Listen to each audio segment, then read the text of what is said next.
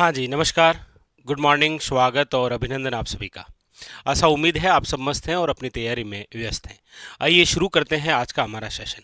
जैसा आप सबको विदित है कि हम पिछली बार जो रिट मेंस के एग्ज़ाम हुए थे लेवल फर्स्ट के अंदर, उस लेवल फर्स्ट के अंदर जो राजस्थान जीके के क्वेश्चन आए थे उनका हम सॉल्यूशन कर रहे हैं। और जैसा आप सबको पता भी है कि कल के सेशन के अंदर हमने 25 क्वेश्चन सोल्व किए, क्योंकि ये पेपर हम इसीलिए सोल्व कर रहे हैं ताकि आगामी जो हम क्वेश्चन लेंगे तो आपको और हम दोनों मिलकर आने वाले जो एग्ज़ाम हैं उनके अंदर जो राजस्थान जीके के क्वेश्चन हैं वो इसी लेवल के अकॉर्डिंग रखें। ठीक है, मुख्य उद्देश्य यही है। तो कल के सेशन के अंदर इस पेपर के अंदर जो 25 क्वेश्चन आए थे उनको हमने सोल्व किया। आइए आगे बढ़ते हैं। ठीक है, और उससे पहले आप सबको विदित ही है कि रिट मुख्य परीक्षा लेवल फर्स्ट, लेवल सेकंड, जिसके अंदर एसएसटी, साइंस और हिंदी जो है ये बैच अवेलेबल है। आप ऐप के माध्यम से जुड़ के तैयारी, और ये आपके राजस्थान जीके की 4.0 बुक है ही, आप सबको विदित ही है। लीजिए, ये रहा आज के हमारे सेशन का पहला क्वेश्चन। 25 क्वेश्चन हम कर चुके हैं पिछले सेशन के अंदर। ठीक है, आइए शुरू करते हैं। ये रहा 25 के आगे जस्ट 26 नंबर क्वेश्चन क्या कह रहा है। पूछा जा रहा है कुंभलगढ़ जो दुर्ग है उसका जो प्रमुख शिल्पी है कौन था। यानी जो कुंभलगढ़ दुर्ग है उसका प्रमुख शिल्पी कौन था। देखिए, कुंभलगढ़ दुर्ग की हम बात करते हैं तो याद रखिएगा ये जो कुंभलगढ़ दुर्ग है ये आपके कौन से जिले में है, तो आप कहेंगे सर राजसमंद में। कहाँ पर है ये? राजसमंद के अंदर। अच्छा, दूसरी बात, ये जो कुंभलगढ़ दुर्ग है ये कौन से पर्वत पर है, तो याद रखिएगा गंधमार्दन पर्वत पर। गंधमार्दन पर्वत पर ये बना हुआ है। कुंभलगढ़ जो दुर्ग है इसका जो प्रारंभिक निर्माता है वो कौन है, तो याद रखिएगा संप्रति मौर्य। लेकिन इसका निर्माता कौन है, तो याद रखिएगा राणा कुंभा। और इसका वास्तुकार कौन है, तो याद रखिएगा मंडन। ये जो मंडन है ये गुजरात का निवासी है, गुजरात निवासी। और यही आपसे पूछा गया था कि कुंभलगढ़ दुर्ग का प्रमुख शिल्पी कौन है, तो याद रखिएगा मंडन। ये जो कुंभलगढ़ दुर्ग है याद रखिएगा, इसी कुंभलगढ़ दुर्ग के बारे में अबुल फजल का एक कथन है। अबुल फजल एक कमेंट करते हैं, क्या करते हैं? अबुल फजल इस किले की दीवारों, इस किले की ऊंचाई को देखकर ये कहते हैं कि ये किला इतनी बुलंदी पर बना हुआ है कि यदि इस किले को नीचे से ऊपर की ओर देखते हैं तो सिर की पगड़ी गिर जाती है। अच्छा, कुंभलगढ़ किले की जो दीवार है, दीवार जो है, इस दीवार की जो लंबाई है वो कितनी है, तो आप कहेंगे सर दीवार की लंबाई है 36 किलोमीटर। अच्छा, ये जो दीवार है इस दीवार पर, यानी कि इस दीवार पर कई सारे घुड़सवार जो है वो एक साथ दौड़ सकते हैं। इसीलिए आप पढ़ते हैं कि कुंभलगढ़ किले की जो दीवार है इस दीवार को कहा गया है भारत की महान दीवार। भारत की महान दीवार, the great wall of India. पूछा भी गया है इंग्लिश के अंदर कि निम्न में से किस किले की दीवार को the great wall of India के नाम से जाना जाता है? कुंभलगढ़ दुर्ग। ये जो कुंभलगढ़ दुर्ग है याद रखिएगा, इसका जो ऊपरी भाग है, जो ऊपरी भाग है वो कहलाता है आपके, याद रखिएगा कटारगढ़। क्या कहलाता है? याद रखिएगा कटारगढ़ कहलाता है। और ये जो कटारगढ़ है ये आप पढ़ते हैं कि मेवाड़ की तीसरी आंख कहा गया है इसे, मेवाड़ की तीसरी आंख। जबकि आप याद रखिएगा हमारे राजस्थान का ऐसा कौन सा किला है जिसे आंख वाला किला कहते हैं? कमेंट करिएगा, राजस्थान का कौन सा किला आंख वाला किला कहलाता है? जबकि मेवाड़ की तीसरी आंख है कौन सा? कटारगढ़। कटारगढ़ याद रखिएगा कुंभा का निवास स्थल है। ये इसीलिए चर्चा कर रहे हैं क्योंकि एक बार एग्जामिनर ने पूछ लिया था कुंभा महल राजस्थान के कौन से किले में बना हुआ है, तो ये आपको जरूर याद रखना है कि कुंभा महल राजस्थान के जिस किले में बना हुआ है वो किला है चित्तौड़गढ़। याद रखिएगा, कुंभा महल राजस्थान के जिस किले में है वो किला कौन सा है? चित्तौड़गढ़।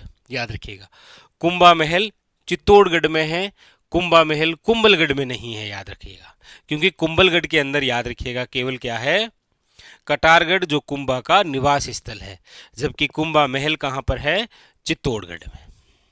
ठीक है, चलिए, तो यहां पर जो पूछा गया था वो है मंडन। दुर्गों के जब भी शिल्प या वास्तुकार पूछे जाते हैं तो एक तो आपके सामने ये रहा कुंभलगढ़ का, और एक केवल आता है आपके सामने भटनेर का। भटनेर जो किला है उसका जो शिल्पी या वास्तुकार है उसका नाम जरूर याद रखिएगा, केकैया। क्या नाम है उसका, केकैया। बिल्कुल आंखवाड़ा किला, बिल्कुल आप सभी ने सही बताया। आंखवाड़ा जो किला है वो है बाला किला, याद रखिएगा, बाला किला, जो कि अलवर के अंदर है, वर्तमान में चर्चित है क्योंकि यहां पर वेपन म्यूजियम स्थापित करवाया जा रहा है, यानी कि हथियार संग्रहालय, ध्यान रखेंगे आप। ठीक है, वेरी वेरी इंपॉर्टेंट। अगला है आदिकालीन चारण शैली रचनाकार नी है, यानी ऐसे कौन से रचनाकार हैं जो कि आपके आदिकालीन चारण शैली से संबंधित नहीं है। श्रीधर व्यास है, बातर ढाडी है, शिवदास गानन है, ब्रजसेन सूरी है, यानी आदिकालीन चारण शैली रचनाकार कौन से नहीं है, तो जो नहीं है वो है ब्रजसेन सूरी, याद रखिएगा। ऑप्शन नंबर जो है वो आपके सामने क्या हो जाएगा, D is A correct answer. और इस प्रकार के जो क्वेश्चन आ रहे हैं ना इस लैंग्वेज में, हमने कल भी कहा था कि ये क्वेश्चन जिस बिंदु से आ रहे हैं वो है ये राजस्थानी भाषा साहित्य। इस बिंदु को आप थोड़ा सा डिटेल से पढ़िएगा ना, हम भी काफी सारे क्वेश्चन इस टॉपिक से संबंधित लेके आएंगे। अगला, हाड़ौती बोली मुख्य रूप सु कठिने बोली जावे, यानी हाड़ौती जो की बोली है आ मुख्य रूप सु कठ बोली जे या कठिने बोली जावे। गंगानगर हनुमानगढ़ है, अजमेर नागौर है, कोटा बूंदी है, उदयपुर चित्तौड़गढ़ है। तो आप कहेंगे सर, देखिए गंगानगर और हनुमानगढ़ की हम बात करते हैं तो यहां पर आपके सामने जो प्रमुख रूप से बोली है वो है, याद रखिएगा, बांगड़ी। कौन सी बोली है, याद रखिएगा, बांगड़ी बोली है, बांगड़ी बोली, जिस पर पंजाबी का प्रभाव पड़ता है आपके। ठीक है, बांगड़ी बोली, याद रखिएगा। अच्छा, वागड़ी जो बोली है ना वो तो आपके है डूंगरपुर और बांसवाड़ा में, डूंगरपुर और बांसवाड़ा।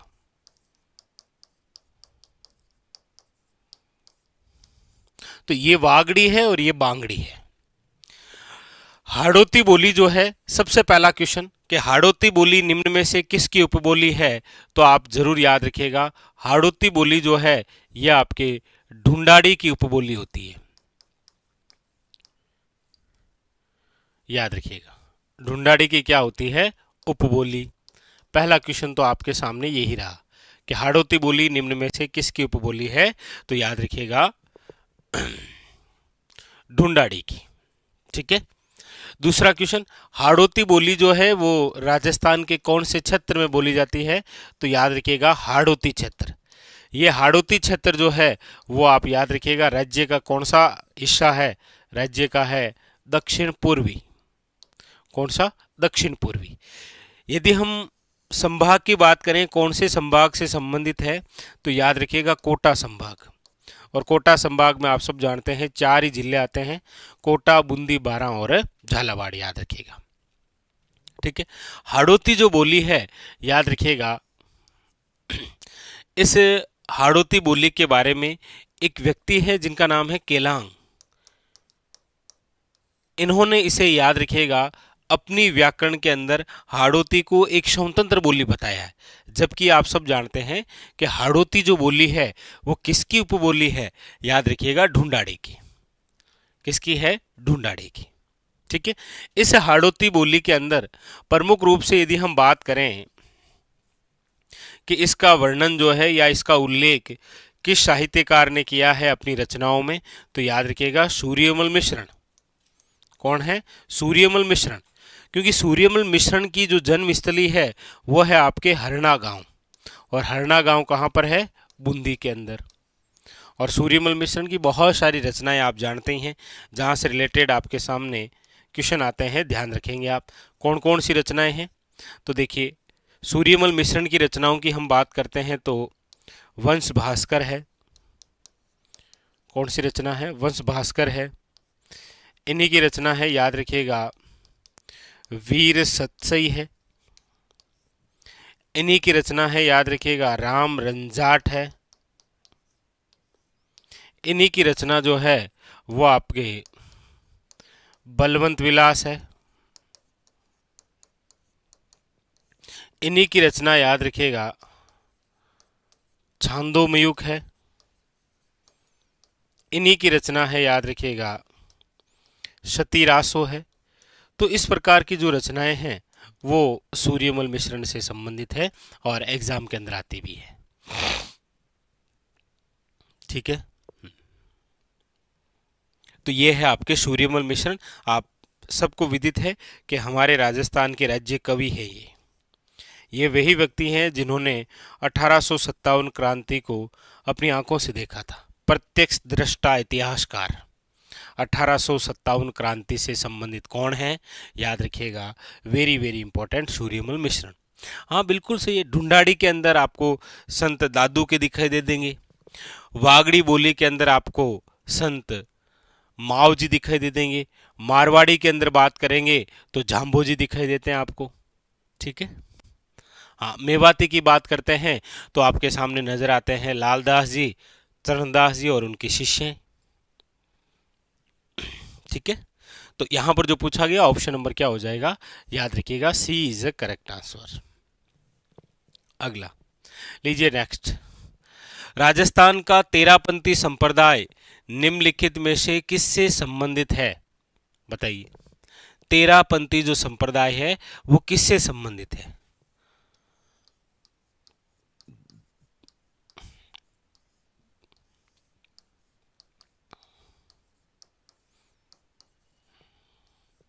तेरापंथी संप्रदाय बताइए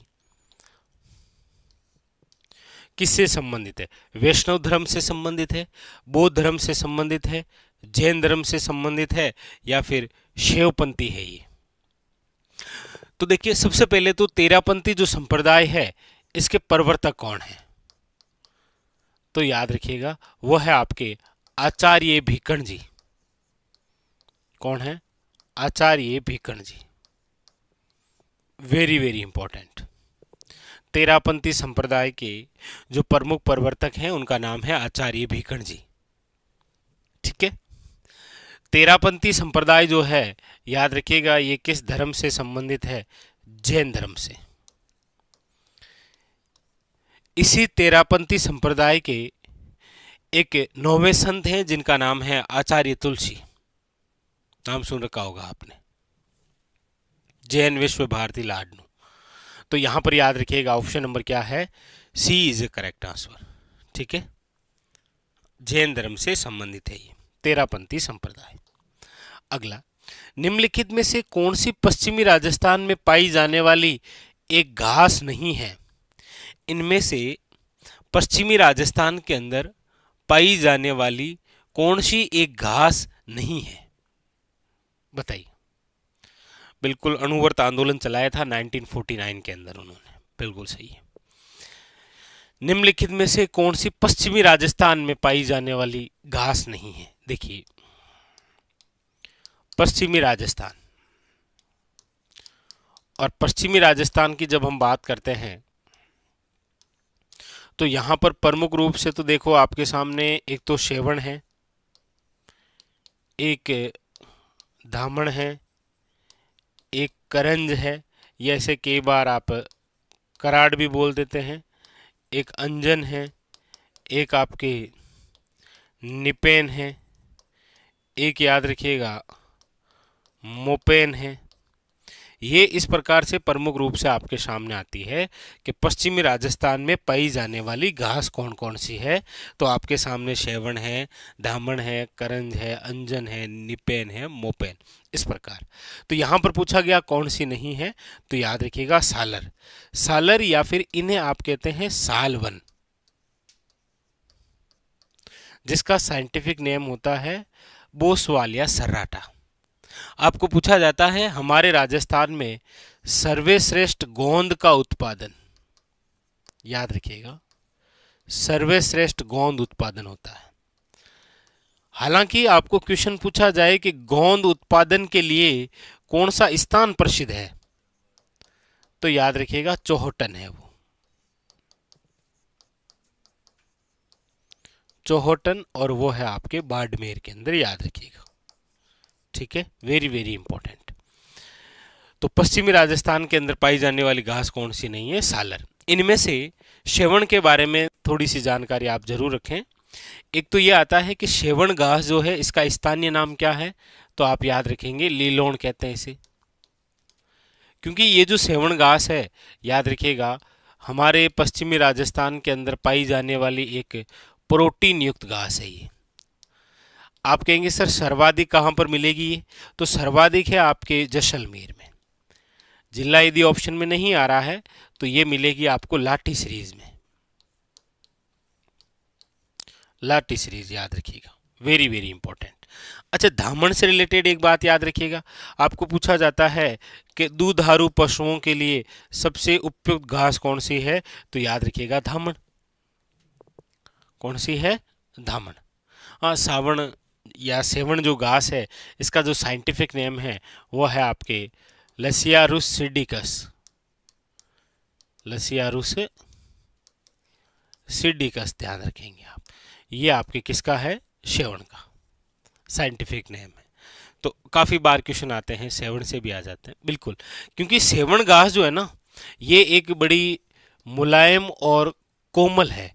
इसीलिए आप अक्सर पढ़ते हैं कि हमारे राजस्थान का जो राज्य पक्षी है जिसका नाम है गोडावण, गोडावण की प्रजनन स्थली है ये शेवण घास। गोडावण अपने अंडे यहां देता है, ध्यान रखेंगे आप। इसीलिए पूछा भी गया था गोडावण अंडे देता है जमीन पर, याद रखिएगा। ठीक है, याद रखिएगा। तो ऑप्शन नंबर आपके सामने हो जाएगा यहां पर डी के कौन सा घास नहीं है, तो याद रखेंगे आप। अगला, निम्नलिखित में से कौन सा सही नहीं है, इनमें से कौन सा है जो कि बिल्कुल सही नहीं है। एक तरफ आपके सामने रोपवे दे रखे हैं और कौन सा रोपवे कहां पर बना हुआ है ये दे रखा है। देखिए, वर्तमान के अंदर बात करें भाई, जिस समय ये क्वेश्चन आया उस समय हमारे राजस्थान के अंदर केवल 5 ही रोपवे थे, अब 2 और बन गए हैं। ठीक है, देखो वर्तमान राजस्थान की यदि मैं बात करूं, वर्तमान राज्य में कुल रोपवे, अब आप यहां पर ये जो पुराने पेपर हम सोल्व कर रहे हैं ना, जो पिछली बार आया था, तो आप यहां से एक एक क्वेश्चन चुन चुन के निकाल सकते हैं आराम से कि भाई यहां रोपवे से रिलेटेड क्वेश्चन आया था। इसके अलावा आप यहां पर ये भी देखेंगे कि ये रोपवे से संबंधित क्वेश्चन है, इससे पिछला जो क्वेश्चन था वो वनस्पति से संबंधित था। तो इसीलिए हम ये पेपर सोल्व कर रहे हैं ताकि आगामी जो आपकी तैयारी है वो और बेहतरीन हो सके। तो रोपवे से संबंधित यदि हम चर्चा करते हैं तो आप ये देखें कि वर्तमान राज्य में कुल रोपवे, जिसके अंदर आपको पूछा जाता है प्रथम रोपवे कौन सा है,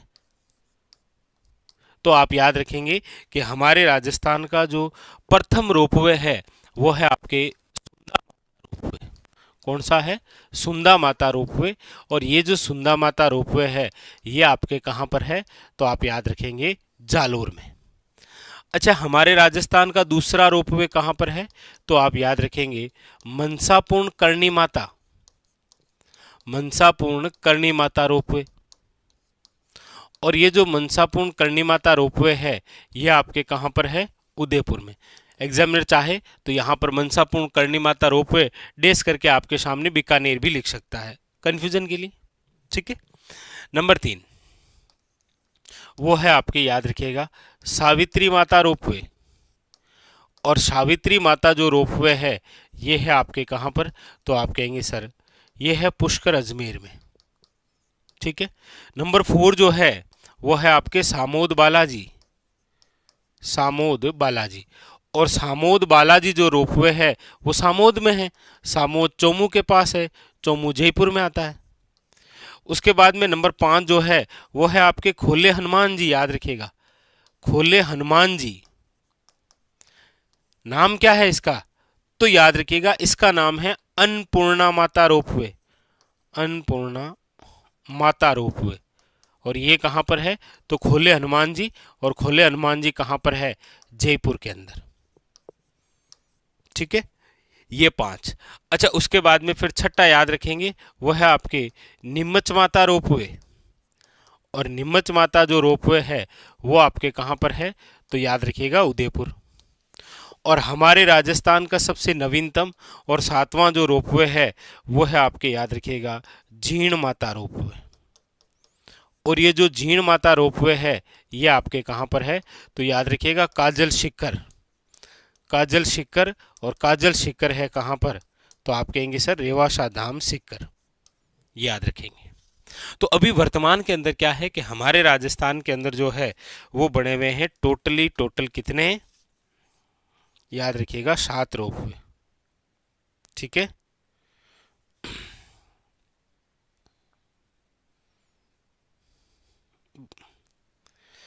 पढ़िए एक बार इनको फिर आगे बढ़ते हैं।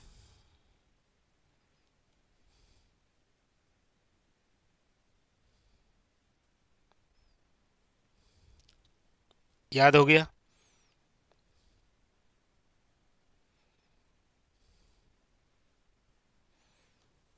सातों सातों याद है, कहीं कोई दिक्कत नहीं है। अब देख लीजिए, इस प्रकार से क्वेश्चन आया था। तो सुंदा माता जालोर है, मनसापूर्ण करणी माता उदयपुर है, बालाजी रोपवे सामोद जयपुर है, सावित्री माता जो है यहाँ शिरोई दे रखा है, जबकि ये कहाँ पर है, पुष्कर अजमेर के अंदर। ठीक है, याद रखिएगा, वेरी वेरी इंपॉर्टेंट। अच्छा, इसमें भी थोड़ी सी यदि और चर्चा कर लें हम, तो याद रखिएगा सुंदा माता जो रोपवे है ये इसकी लंबाई है 800 मीटर और अभी तक का राजस्थान का सबसे लंबा रोपवे है। हालांकि सबसे लंबा रोपवे जो बनेगा वो अभी निर्माणाधीन है, वो आपके जयपुर के 3 किलों को जोड़ते हुए बनेगा, जयगढ़, नाहरगढ़ और आमेर, लेकिन वो अभी प्रोसेस में। अभी तक राजस्थान का सबसे लंबा ये। अच्छा, सबसे छोटा मनसापूर्ण करणी माता वाला है 387 मीटर, याद रखिएगा। ठीक है, चलिए अगला, कथेर गदरी पोथी ओल्यूरी अंखिया तारा रचनाकार है। एक बार फिर वही राजस्थानी भाषा साहित्य और क्षेत्रीय बोलियां जो टॉपिक है उसी से रिलेटेड क्वेश्चन आया। ओल्यूरी अंखियाता रा रचनाकार कौन है, शिवराज छंगाणी है, मुरलीधर व्यास है, नेम नारायण जोशी है, ब्रज नारायण पुरोहित है, बताइए। ओल्यूरी आंख्याता, ओल्यू तो वैसे एक और लोकगीत भी है, आप सब जानते हैं, लेकिन यहाँ पर आपको जो पूछा गया है उसका जो राइट आंसर है वो है आपके नेम नारायण जोशी, याद रखेंगे। हाँ, तो इस बार इस टॉपिक को थोड़ा और गहरे से पढ़ना है आपको, है ना। आगे चलें। अगला है मरु राष्ट्रीय उद्यान किस जिले में अवस्थित है। मरु जो राष्ट्रीय उद्यान है वो आपके कौन से जिले में स्थित है, बताइए।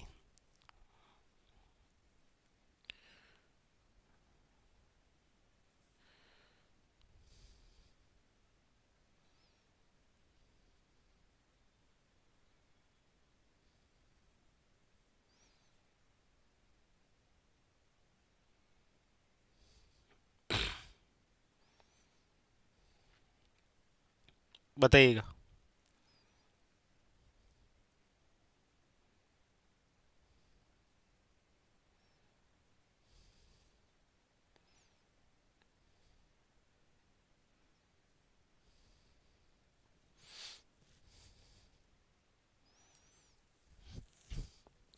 बिल्कुल शाबाश।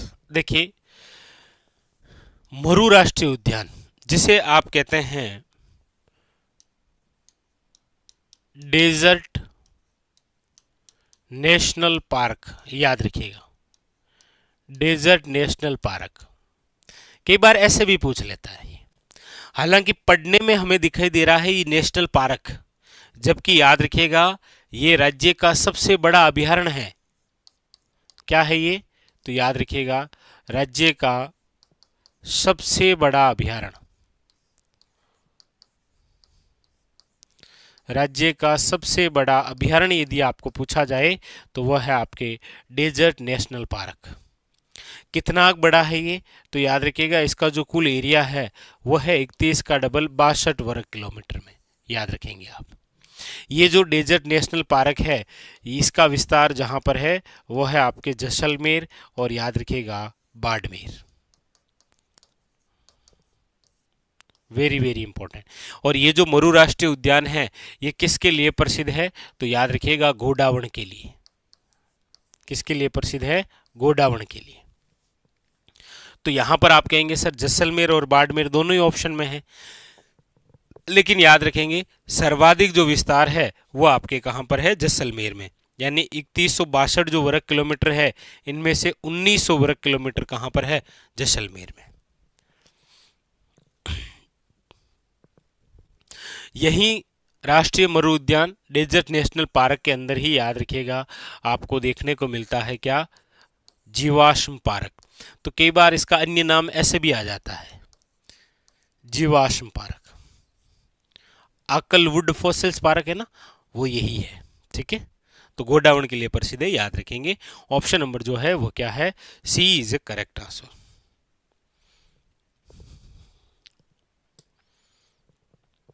वेली किशन रुक्मणी रा रचनाकार है। वेली किशन रुक्मणी जो है रा रचनाकार कौन है? बारट ईश्वरदास है, ठाकुर राम सिंह है, पृथ्वीराज राठौड़ है या संत विठल दास जी है? कौन है? वेली किशन रुक्मणी रा रचनाकार कौन है?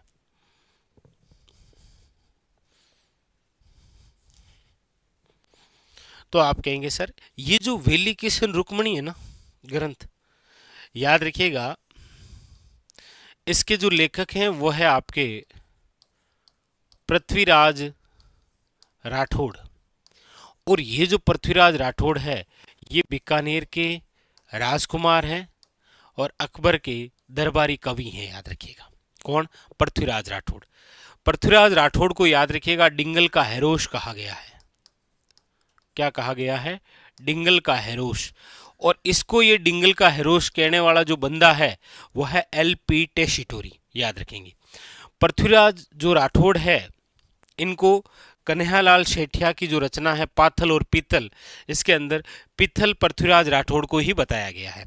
पृथ्वीराज राठौड़ की ये जो रचना है वेली किशन रुक्मणी, इसे याद रखिएगा पांचवा वेद और 19वां पुराण कहा गया है, याद रखिएगा। 5वां वेद और 19वां पुराण। और ये कहने वाले कौन थे? तो याद रखिएगा प्रथम हिंदू राष्ट्र कवि जिनका नाम है दुर्शार्डा, इस रचना को कहा गया है। वेली किशन रुक्मणी की जो रचना है इसे 10,000 घोड़ों का बल बताया गया है कि यह पुस्तक नहीं, इस पुस्तक में कितना बल है? जितना 10,000 घोड़ों में। और ये बात बताने वाले कौन थे? तो याद रखिएगा कर्नल जेम्स टोड थे। तो यहां पर जो पूछा गया याद रखिएगा इनकी जो रचनाकार हैं, इनके जो लेखक हैं उनका नाम है पृथ्वीराज राठौड़।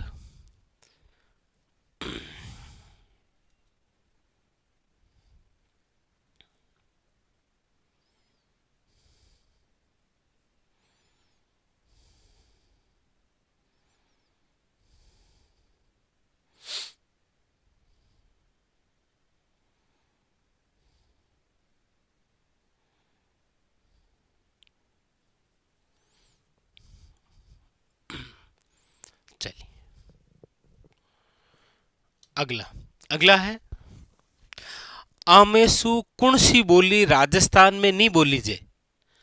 यानी कि आपके सामने जो 4 ऑप्शन दे रखे हैं इन 4 ऑप्शनों में से वह कौन सी बोली है जो कि राजस्थान में नहीं बोली जे?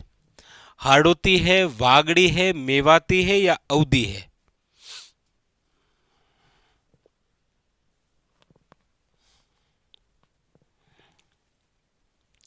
देखिए, हाड़ौती बोली आप सब जानते हैं, अभी आपने पढ़ा भी था, हाड़ौती क्षेत्र के अंदर बोली जाती है, हाड़ौती क्षेत्र में। वागड़ी बोली जो है वो राजस्थान के वागड़ क्षेत्र में बोली जाती है। मेवाती जो बोली है वो आपके राजस्थान के मेवाती क्षेत्र में बोली जाती है। आप कहेंगे सर ये ठीक बात है, ये बोली इस क्षेत्र में बोली जाती है, लेकिन इस क्षेत्र में जिले कौन कौन से आते हैं? जैसे मेवात क्षेत्र की यदि हम बात करेंगे तो यहाँ पर आपको जिले दिखाई देते हैं अलवर, और याद रखिएगा कौन सा, भरतपुर। वागड़ क्षेत्र जो है इसमें आप याद रखेंगे डूंगरपुर, और याद रखेंगे आपके कौन सा, बांसवाड़ा। ठीक है, डूंगरपुर और बांसवाड़ा। हाड़ौती क्षेत्र के अंदर पता ही है आपको, वही कोटा, बूंदी, बारां और झालावाड़, ये जो एरिया है यहाँ पर। तो यहाँ पर जो बोली नहीं है वो है अवधी। लेकिन आपको पता हो अवधी भाषा में एक रचना जरूर है जो आपके एग्जाम के लिए बहुत खास होती है। वो है आपके कि अवधी भाषा की जो रचना है, अवधी भाषा में जो रचना की गई है वो है पद्मावत। कौन सी है? पद्मावत। और पद्मावत के जो लेखक हैं उनका नाम है मलिक मोहम्मद जायसी, याद रखिएगा, मलिक मोहम्मद जायसी। और ये रचना जो है ये है 1540 की, यानी शेरशाह सूरी के समय मलिक मोहम्मद जायसी ने अवधी भाषा में जो रचना की थी वो है पद्मावत। तो ये भी एक अच्छा क्वेश्चन है, आप ध्यान रखें। ठीक है,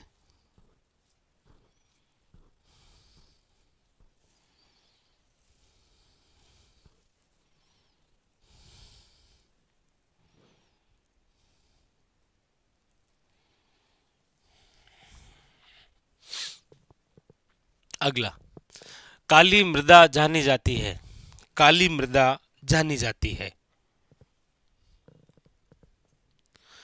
कांप मिट्टी से, लेटेराइट मिट्टी से, रेगूर मिट्टी से, बांगर एवं खादर मिट्टी से। यहाँ पर पूछा जा रहा है कि काली मृदा जो है, जो आप पढ़ते हैं वो जानी जाती है कांप मिट्टी से है क्या? आप कहेंगे सर कांप मिट्टी की यदि हम बात करते हैं तो आप जरूर याद रखें कि कांप मिट्टी जिस मिट्टी को कहते हैं वो है आपके सामने दोमट मिट्टी या जलोढ़ मिट्टी, या इसे आप कहते हैं कछारी मिट्टी। ये जो मिट्टी है ये है आपके कौन सी, कांप मिट्टी, याद रखेंगे। ठीक है, अच्छा लेटेराइट जो मिट्टी है ये है आपके कौन सी, तो आप कहेंगे सर लाल लोमी मृदा या लाल चिकनी मृदा या फिर लाल मृदा ही रखिए आप, ये लेटेराइट मिट्टी है। ठीक है, रेगूर मिट्टी आप कहेंगे सर रेगूर मिट्टी जिसे कहा गया है वो है आपके, याद रखिएगा, काली मिट्टी। रेगूर मिट्टी जिसे कहा गया है वो कौन सी मिट्टी है, याद रखिएगा, काली मिट्टी। और काली मिट्टी की खास बात है श्वेते जुते वाली मिट्टी है, याद रखिएगा, 2 बार आ गया है एग्जाम के अंदर ये। श्वेते जुते वाली मिट्टी कौन सी है, याद रखिएगा, काली मृदा। काली मृदा हमारे राजस्थान के हाड़ौती क्षेत्र में देखने को आपको मिलती है। ठीक है, अगला है राजस्थान के किस संभाग में सर्वाधिक मक्का उत्पादन होता है? राजस्थान का कौन सा संभाग है जहां पर सर्वाधिक मक्के का उत्पादन होता है? सर्वाधिक मक्का वहीं होता है। तो आप कहेंगे सर राजस्थान में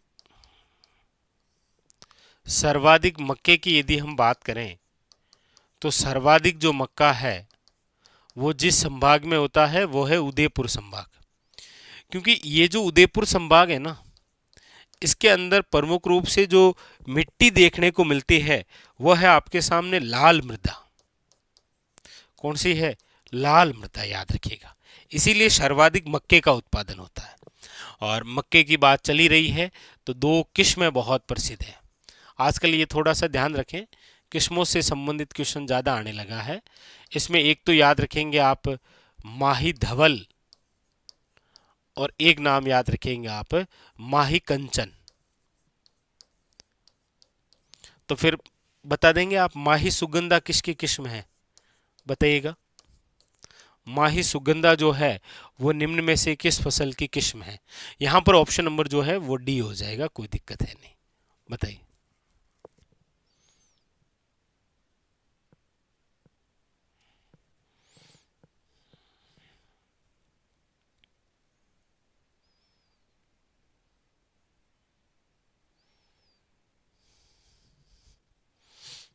ठीक है, माही सुगंधा किसकी है, शाबाश, बहुत शानदार, बहुत ही शानदार। कला प्रेमी सावंत सिंह किस प्रांत के शासक थे। यानी कला प्रेमी जो है सावंत सिंह, वो किस प्रांत के शासक थे। तो आप कहेंगे सबसे पहली बात तो ये जो सावंत सिंह है, आपने नाम जरूर सुन रखा है कि सावंत सिंह का ही एक अन्य नाम है जिसका नाम है नागरीदास, याद रखिएगा, नागरीदास। और इसी सावंत सिंह यानी कि नागरीदास ने, याद रखिएगा, 75 ग्रंथों का संकलन किया है। आजकल ऐसे भी क्वेश्चन आने लगे हैं, और उस संकलन को कहा जाता है नागर समूचे, याद रखिएगा। क्या कहा गया है, नागर समूचे, ध्यान रखिएगा। 75 ग्रंथों का संकलन किया है, जिसे नाम क्या दिया गया है, याद रखिएगा, नागर समूचे। ठीक है, बिल्कुल निश्चित रहिए आप भी साथ साथ में पढ़ते रहिए, और मैं भी पूरी कोशिश करूंगा कि आपके एग्ज़ाम तक इसी प्रकार से सेशन चलता रहे और आपकी तैयारी बेहतरीन। ठीक है, जहां और कुछ आवश्यकता होगी और भी कुछ करेंगे। ठीक है, बस आप स्वयं भी पढ़ते रहिए। सावंत सिंह आप सब जानते हैं कि इनके समय एक चित्रशैली विकसित हुई थी, कौन सी, आप कहेंगे सर किशनगढ़ चित्रशैली। क्योंकि सावंत सिंह जो है ये राठौड़ है, ये राठौड़ वंश के राजा हैं, लेकिन कहाँ पर, तो याद रखिएगा किशनगढ़। ऑप्शन नंबर तो वैसे क्या हो जाएगा, बी। लेकिन किशनगढ़ चित्रशैली की बात चल पड़ी है तो यहाँ से सबसे ज़्यादा महत्वपूर्ण जो क्वेश्चन आता है वो है बनी ठनी का चित्र। कौन सा, बनी ठनी का चित्र निम्न में से किस चित्रशैली से संबंधित है, किशनगढ़ चित्रशैली से। या फिर क्वेश्चन आता है कि बनी ठनी जो चित्र है इसके जो चित्रकार हैं वो किसके दरबारी हैं। तो याद रखिएगा इसके जो चित्रकार हैं जिसका नाम है मोर ध्वज निहाल चंद। तो ये जो मोहर ध्वज निहाल चंद है, याद रखिएगा, ये इसी सावंत सिंह का क्या है, दरबारी है। इन्होंने ही बनी ठनी का चित्र बनाया था। अब ये जो बनी ठनी पेंटिंग है, याद रखते हैं, आप सब जानते ही हैं कि इसे भारत की मोनालिसा कहा गया है। क्या कहा गया है, भारत की मोनालिसा। इसे भारत की मोनालिसा कहने वाले जो व्यक्ति थे उनका नाम है एरिक डिक्सन। क्या नाम है, याद रखिएगा, एरिक डिक्सन। वैसे भी आप पढ़ते हैं कि एरिक डिक्सन और डॉक्टर फयाज अली वे व्यक्ति हैं जो किशनगढ़ चित्रशैली को प्रकाश में लेकर आए थे। याद रखिएगा, एरिक डिक्सन भारत की मोनालिसा। अच्छा, एक बार तो ये भी पूछ लिया गया था कि मोनालिसा क्या है, तो ये याद रखिएगा, ये इटली की एक प्रसिद्ध पेंटिंग्स है जिसके चित्रकार हैं Leonardo da Vinci. Leonardo da Vinci, याद रखिएगा। ठीक है, लियोनार्दो दा विंची। बिल्कुल बनी ठनी के नाक का जो आभूषण है वो है बेसरी। पूछा भी जाता है कई बार कि बेसरी निम्न में से कहाँ का आभूषण है, नाक का या फिर बनी ठनी के नाक का, ऐसा ऑप्शन में आ जाता है कई बार। ठीक है, तो ऑप्शन नंबर यहां पर हो जाएगा बी। अगला, राजस्थान राज्य वन नीति लागू की गई। एक क्वेश्चन तो आपको इस प्रकार से नीतियों से रिलेटेड जरूर मिलता है। राजस्थान राज्य वन नीति, बताइए। राजस्थान राज्य वन नीति कब आई?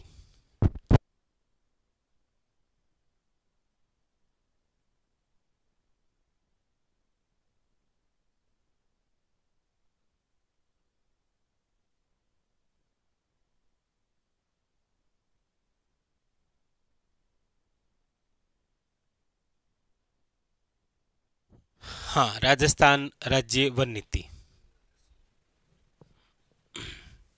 बिल्कुल सभी ने सही बताया है, बहुत शानदार, 2010।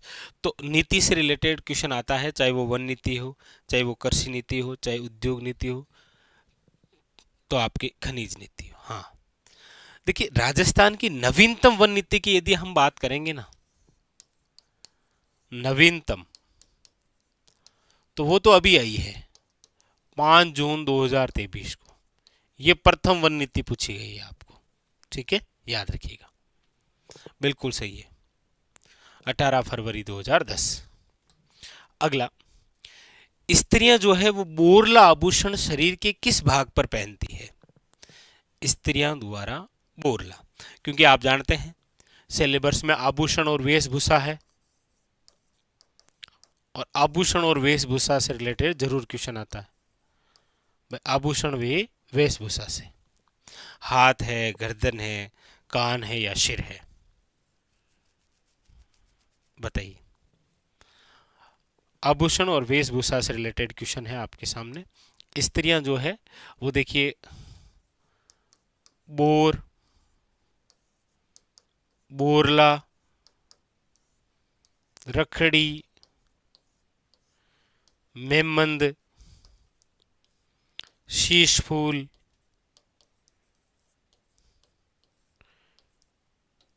टीडी भड़को, ये जो आभूषण है प्रमुख रूप से आपके सामने, बोर, बोरला, रखड़ी, मेमंद, शीश फूल, टीडी भड़को, ये सारे के सारे जो हैं ये याद रखिएगा कहाँ के आभूषण हैं, तो सिर के, याद रखिएगा। ज्यादातर आपको देखने को मिलता है या तो बोर या बोरला, रखड़ी और मेमन, एक थोड़ा सा टिड्डी भड़को भी याद रखिएगा। वैसे बोर है जो उसके नीचे लगाते हैं टिड्डी भड़को। तो ऑप्शन नंबर हो जाएगा, शाबाश, चलिए डी। अगला, अगला है बनास नदी का उद्गम है। बनास नदी का जो उद्गम है वो कहां से है? यहां दे रखा है करौली की पहाड़ियां, बेराट की पहाड़ियां, नाग पहाड़ियां, खमनोर की पहाड़ियां, बताइए। देखिए बनास, बनास नदी जिसे आप कहते हैं वन की आशा, क्योंकि बनास नदी का जो बहाव है वो फॉरेस्ट एरिया में है, यानी कि वन क्षेत्र में है, और उस पूरे वन क्षेत्र की एक ही आशा है, वो बनास है। अब यहां पर ऑप्शन के अकॉर्डिंग आप देखेंगे तो बनास नदी का जो उद्गम है वो दे रखा है आपके खमनोर की पहाड़ियां। खमनोर की पहाड़ियां जो कि आपके कौन से जिले में है? याद रखिएगा, राजसमंद में। बनास जो नदी है, याद रखिएगा इसकी खास बात, पूर्णतः राज्य में प्रवाहित होने वाली सबसे लंबी नदी है। पूर्णतः राज्य में प्रवाहित होने वाली सबसे लंबी नदी है ये, सबसे लंबी नदी, याद रखिएगा। कितनी लंबी है? तो आंकड़े में 480 और नवीनतम 512 किलोमीटर बता रहा है ये, कि इतनी लंबी है। कौन सी? ये बनास। हाँ, वशिष्ठी भी बोलते हैं, बिल्कुल से, वन की आशा वर्णासा और वशिष्ठी भी कहते हैं इसे, वो भी बनास को ही कहते हैं भाई, ठीक है, याद रखिएगा। और बनास जो है वो किसकी सहायक नदी है? देखो, एक तो है बनास और एक आपने नाम सुना है अनास। बनास और अनास, निम्न में से ये किन किन की सहायक नदियां हैं? तो याद रखिएगा कि बनास जो है वो तो है चंबल की सहायक, और अनास जो है वो है माही की सहायक। याद रखिएगा, आजकल ऐसे क्वेश्चन भी ज़्यादा आने लगे हैं। ठीक है, आगे अगला है बरखान है।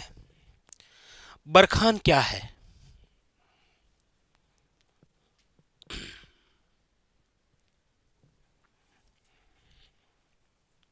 बरखान जो है वो क्या है? तो आप कहेंगे सर बरखान जो है, याद रखिएगा, वायु भंवर के कारण निर्मित चंद्राकार बालू का स्तूप है। क्या है ये? बालू का स्तूप। बालू का स्तूप का मतलब होता है टिल्ले या धोरे, यानी रेत के टिल्ले या धोरे जो हवाओं के माध्यम से बदलते रहते हैं, वो होता है बालू का स्तूप। और यहाँ पर ऑप्शन के अंदर आप देखेंगे रेत के टिल्ले। बरखान के बारे में आप पढ़ते भी हैं कि प्राचीन बरखान जो है वो तो बना करते थे जैसलमेर में। कहाँ पर बना करते थे? जैसलमेर में। लेकिन आप जरूर याद रखें कि नवीन बरखान जो है वो आपके कहाँ पर बनते हैं? शेखावटी में। और बरखान के लिए जो प्रसिद्ध गांव हैं वो आप पढ़ते ही हैं, भालेरी चूरू। वन लाइनर के तौर पर आया, भालेरी गांव बरखान के लिए प्रसिद्ध है, निम्न में से किस जिले का भाग है ये? तो याद रखिएगा चूरू। अर्ध चंद्राकार कह सकते हैं या चंद्राकार कह सकते हैं, क्योंकि एक ही बात है वो। ठीक है, अगला अगला है रखड़ी और टोटी है। रखड़ी और टोटी,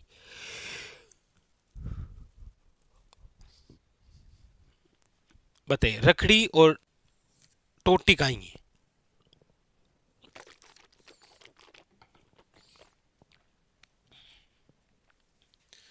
तो आप कहेंगे सर एक तो दे रखा है रखड़ी, एक दे रखा है टोटी। रखड़ी आप सब जानते हैं महिलाओं के सिर का आभूषण है, और टोटी कहाँ पहनी जाती है? एक बार कमेंट करिए। टोटी जो है वो शरीर के किस अंग से संबंधित है? हाँ बिल्कुल सही है, दोनों महिलाओं के गहने ही हैं, लेकिन टोटी कहाँ पहनते हैं? टोटी कहाँ पहनी जाती है? तो याद रखिएगा, ये पहनते हैं आपके कानों में। कान में पहनते हैं। बिल्कुल शाबाश सभी की।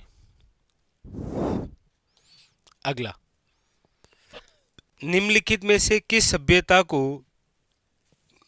धुलकोट कहते हैं? कौन सी ऐसी सभ्यता है जिसे धुलकोट के नाम से आप जानते हैं? धुलकोट, आप कहेंगे सर उसे धुलकोट कहते हैं, उसे आघाटपुर दुर्ग कहते हैं, उसे आप ताम्रवती नगरी के नाम से जानते हैं। ताम्रवती नगरी कहते हैं आप इसे। ये सारे के सारे नाम जिस सभ्यताओं से रिलेटेड है वो है, याद रखिएगा, आहड़। आहड़ जो है वो आपके कहाँ पर है? उदयपुर में। याद रखिएगा आहड़ के अंदर ही महासत्य यानी मेवाड़ शासकों का शमशान घाट, महासतियों का टीला, महासतियों का क्या है? याद रखिएगा टीला है ये। तो आहड़ है, और ये जो आहड़ सभ्यता है ये आपके कौन से जिले में है? तो याद रखेंगे आप उदयपुर के अंदर है ये। कौन सी नदी के किनारे है? तो याद रखिएगा आयड़ नदी के किनारे। आयड़ नदी का ही दूसरा नाम बेड़च होता है, कई बार ये भी आ जाता है। इसकी खोज किसने की थी? तो याद रखिएगा अक्षय कीर्ति व्यास द्वारा इसकी खोज की गई। अक्षय कीर्ति व्यास द्वारा। ध्यान रखेंगे कौन सी? आहड़। ये ताम्रवती नगरी है। चलिए ठीक है, वेरी वेरी इंपॉर्टेंट। अगला अगला है मेजा बांध बनाया गया है। ये मेजा तो मतलब एग्जाम में भेजा आवे, लगभग एग्जाम में वो मेजा आवे, लेकिन मना अठा है कि वो थांग भेजा में तो है मेजा। मेजा बांध के दो ही क्वेश्चन, एक तो ये कौन सी नदी पर है और एक ये कहां पर बना हुआ है। काफी सारे एग्जामों में आया है और इस बार भी आपके एग्जाम में जरूर आएगा ये मेजा बांध। नहीं, वो अमर सिंह 16 खम्भों की छतरी वो नागौर का है। ये भी बात आपकी सही है कि मेवाड़ के महाराणा अमर सिंह की पहली छतरी यहां बनी थी आहड़ में, लेकिन वो मेवाड़ का महाराणा है, वो अमर सिंह राठौड़ है 16 खम्भों वाला। तो ठीक है, तो मेजा बांध जो है वो कौन सी नदी पर है, याद रखिएगा कोठारी नदी पर। और ये कहां पर बना हुआ है, तो याद रखिएगा भीलवाड़ा। तो काफी सारा इंपॉर्टेंट है ये कोठारी, और याद रखिएगा भीलवाड़ा। ठीक है, बिल्कुल बिल्कुल सही। लीजिए, बिल्कुल बहुत ही शानदार। ठीक है, तो ये था आज का हमारा सेशन। देखिए, कल वाले सेशन के अंदर हमने 25 क्वेश्चन कर लिए, आज के सेशन के अंदर हमने 20 क्वेश्चन कर लिए। टोटल हो गए हैं आपके कितने, 45 क्वेश्चन। और कल के सेशन के अंदर हम कर लेंगे आपके 30 क्वेश्चन, और उसके बाद में फिर ये पेपर जो है ये पूरा सोल्व हो जाएगा। उसके बाद में फिर आपके सामने कुछ नए तरीके के क्वेश्चन। ठीक है, तो कल के सेशन में हम बाकी जो बचे हुए जितने भी क्वेश्चन है राजस्थान जीके के, उन सभी क्वेश्चनों को सोल्व करेंगे। ठीक है, आज के लिए इतना ही। देखिए, उद्देश्य यही रहता है कि यहाँ पर हमने केवल 20 नहीं, 20 के डबल ही क्वेश्चन किए हैं, डिटेल से पढ़े हैं सारे के लगभग। ठीक है, चलिए मिलते हैं इसी प्रकार एक और बेहतरीन सेशन के साथ। तब तक के लिए मस्त रहिए, अपनी तैयारी में व्यस्त रहिए। और जिस हिसाब से वर्तमान के अंदर आपको पता ही है इतने सारे एग्ज़ाम हुए, अभी चतुर्श्रेणी कर्मचारी के एग्ज़ाम हुए, उससे जस्ट पहले राजस्थान पुलिस के एग्ज़ाम हुए, उससे पहले आपने देखा सेकंड ग्रेड के एग्ज़ाम चल रहे थे, उससे पहले लाइब्रेरियन के एग्ज़ाम हुए। तो इन सभी पेपरों के अंदर राजस्थान जीके के क्वेश्चन पूछने के तरीके किस प्रकार से हैं वही समझना है, क्योंकि आपके एग्ज़ाम में भी उसी प्रकार से आने वाले हैं। ठीक है, तो बस लगातार मेहनत करते रहिए, मेहनत का कोई शानी नहीं होता है, ध्यान रखें आप। ठीक है, मिलते हैं, तब तक के लिए धन्यवाद।